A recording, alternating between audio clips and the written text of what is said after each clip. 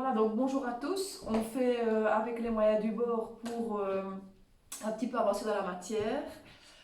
Donc voilà, vous pouvez faire des pauses quand vous voulez sur la vidéo. Le but c'est de compléter votre cours pour être à jour quand on se retrouvera. Si vous avez la moindre question, je reste joignable forcément sur la plateforme. Donc je vais reprendre au chapitre 3 qui s'appelle les corps transparents, translucides et opaques. On avait déjà commencé en parlant des fenêtres qui existent chez les dentistes, chez les médecins, etc. Je refais un petit résumé. Euh, oui, j'ai oublié de vous dire que je vais mettre mon correctif forcément sur la plateforme, comme ça vous pouvez quand même avoir les réponses correctes. Mais c'est important quand même de bien comprendre avant de compléter son cours. Donc petite expérience qui résume en gros la différence entre les trois corps. Premier corps ici, on en avait parlé, ce sont les corps translucides, c'est-à-dire qu'ils laissent passer une partie de la lumière. Donc je vois plus ou moins ce qui est à travers, je vois plus ou moins les corps derrière, mais sans précision. Je ne vois pas les détails, etc. des personnes qui seraient derrière un corps translucide. À la différence d'un corps transparent, on prend ce qu'on a à la maison, un corps transparent qui lui laisse totalement passer la lumière et donc je vois parfaitement la personne qui est derrière. Je sais voir les détails de sa chevelure, de ses habits, etc. Ça, ce sont donc bien les corps transparents. Et alors un dernier type de corps, on prend ce qu'on a, un corps opaque, vraiment un objet qui ne laisse pas du tout passer la lumière. Donc si quelqu'un se trouve derrière cet objet, je ne vois absolument pas de détails, c'est complètement opaque, ça ne laisse absolument pas passer la lumière. Alors, vous avez un petit exercice dans le cours, une petite expérience. Donc on a un corps transparent ici, on a un corps opaque ici au-dessus, et alors un corps translucide, je vais faire des petits points. Voilà, un corps translucide à droite. Et alors, on doit simplement envoyer des rayons de lumière à travers ces trois corps pour bien voir ce qui se passe. Donc, la lumière vient d'ici, c'est une petite ampoule.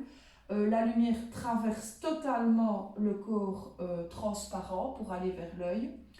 Le corps opaque, c'est mon livre. La lumière est stoppée, s'arrête net devant le corps opaque. Tandis que le corps translucide, lui, laisse passer un petit peu de lumière qui va arriver à l'œil. Alors, si je continue à la page suivante, on a le petit val essentiel avec les trois définitions. Un corps transparent est un corps qui se laisse traverser par la lumière et dont on distingue nettement les objets placés derrière.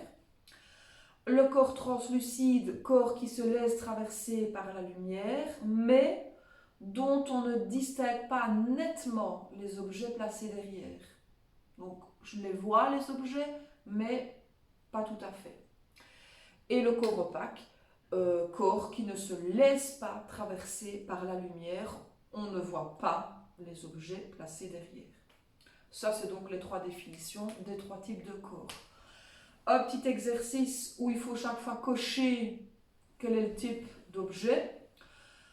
De temps en temps, je pense, par exemple, au papier de soie, tout dernier exemple, qui est un papier dans lequel on emballe les bijoux, papier très fin.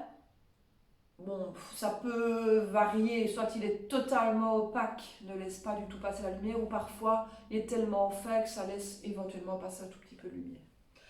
Et alors un autre exercice par rapport aux parois de douche de salle de bain, la paroi de la douche de Nathalie, vous essayez d'expliquer quel type de corps il s'agit. J'arrive au chapitre 4, qui est le chapitre sur les ombres qu'on a commencé avant-hier, donc vendredi. Sarah est venue avec Théo, je crois, réaliser l'expérience. Donc on avait allumé un GSM devant Sarah. Et alors Théo avait dessiné l'ombre de Sarah sur le tableau. Alors, je pourrais le refaire ici avec ma main et dessiner ma main ici sur le tableau blanc. Alors, petite synthèse qui se trouve à la page 2-3 pages après. Donc, j'ai une source de lumière. J'ai l'écran qui est ici. Sarah, désolée, je fais une petite balle. De la lumière est envoyée vers Sarah.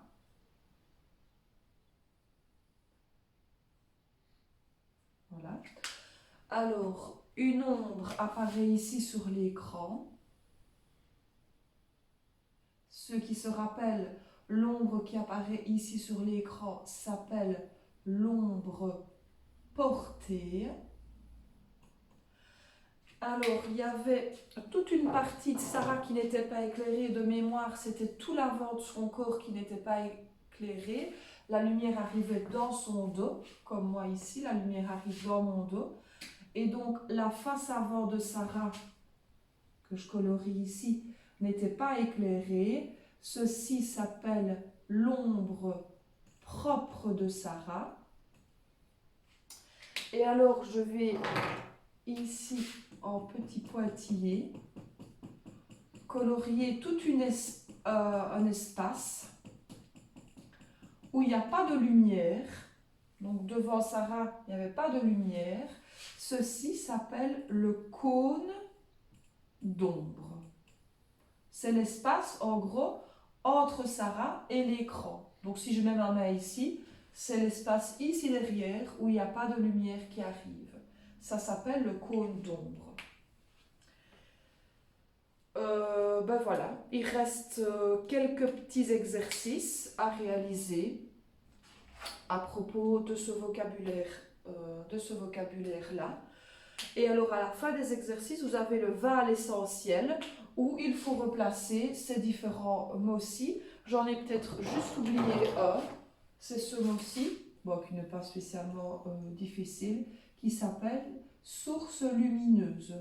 Ça peut être un GSM, une lampe de poche, un projecteur, n'importe quelle source de lumière qui envoie de la lumière sur un objet. Donc voilà, j'espère que vous avez plus ou moins compris l'essentiel. De toute façon, vous avez mon cours, mon correctif sur la plateforme, la vidéo que vous pouvez regarder plusieurs fois. Et si vous avez la moindre question, vous n'hésitez pas, je suis disponible pour vous.